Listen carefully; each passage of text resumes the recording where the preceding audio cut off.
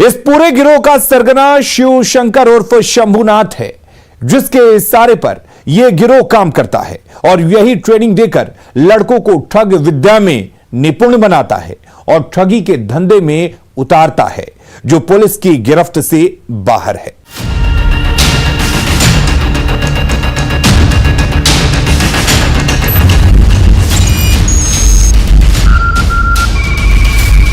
पटना समेत बिहार के अलग अलग जिलों से संचालित होने वाले इस ठग गिरोह का सरगना शिवशंकर उर्फ शंभुनाथ है, जिसकी शातिराना दिमाग की उपज ने इस गिरोह के नेटवर्क को खड़ा किया है और ये खुद युवाओं को ठग विद्या की ट्रेनिंग देता है। जब युवा पूरी तरह से ठग कला में निपुण हो जाते हैं तो ये उन्हें ठगी के काम पर लगा देता है। इसके गिरोह में 8 से 10 लड़के काम करते हैं, जो सिर्फ और सिर्फ एक फोन कॉल पर लोगों को अपनी जाल में फंसाकर अलग अलग तरीके से फांसते हैं और पलक झपकते ही खातों से पैसे उड़ा देते हैं।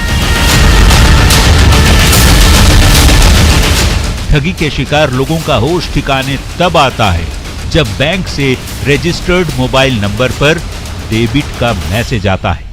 इससे आप अंदाजा लगा सकते हैं कि ये कितने शातिराना तरीके से लोगों को चूना लगाने का काम करते हैं। इस गैंग का सरगना शिवशंकर शाह है, जो लोगों के खाते से रकम उड़ाकर न्यू बाईपास इलाके में जमीन खरीदकर आलीशान मकान बनवा रहा है। लेकिन पुलिस ने अब इस मकान को सील कर दिया है।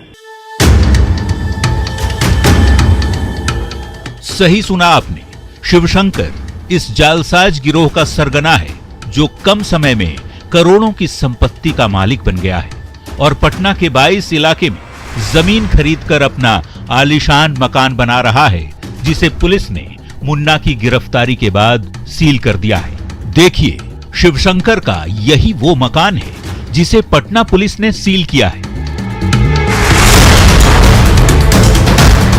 अब ये भी जान लीजिए कि ठगों का आका शिवशंकर उर्फ शंभुनाथ कौन है। शिवशंकर उर्फ शंभुनाथ ठग गिरोह का सरगना है। नालंदा जिले के अस्थावा गांव का रहने वाला है। साइबर ठगी करने के लिए लड़कों को ट्रेनिंग देता है। इसके गैंग में 8 से 10 पेशेवर साइबर क्रिमिनल्स हैं। शिवशंकर करोड़ों की संपत्ति का मालिक है। शिवशंकर बदलते समय के अनुरूप अपने लड़कों को ठग विद्या से निपुण करता है और ठगी के अलग अलग हथकंडे अपनाता है। एनसीआरबी के आंकड़ों के मुताबिक 2016 में साइबर फ्रॉड के 303 मामले दर्ज हुए थे, 2017 में 433, 2018 में 474, 2019 में कोरोना काल के दौरान 1050, 2020 में 1160, तो वहीं साल 2021 में अब तक 1217 मामले दर्ज हो चुके हैं। आंकड़ों के मुताबिक बिहार में साल 2016 की तुलना में 2021 में साइबर फ्रॉड के मामलों में 5 गुना की बढ़ोतरी हुई है, जिसका जिम्मेवार शिवशंकर जैसे कई गिरोह हैं।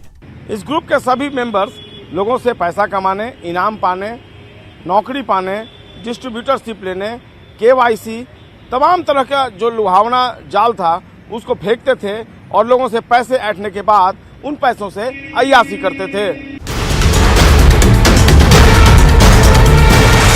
सही सुना आपने, इस गिरोह के गुर्गे ई सिम अपडेट या एक्टिवेट करने और बैंक खाते या वॉलेट से मोबाइल को जोड़ने और केवाईसी अपडेट करने के नाम पर लोगों को फोन कॉल करते हैं। उन्हें विश्वास में लेते हुए निजी विवरण हासिल कर लेते हैं।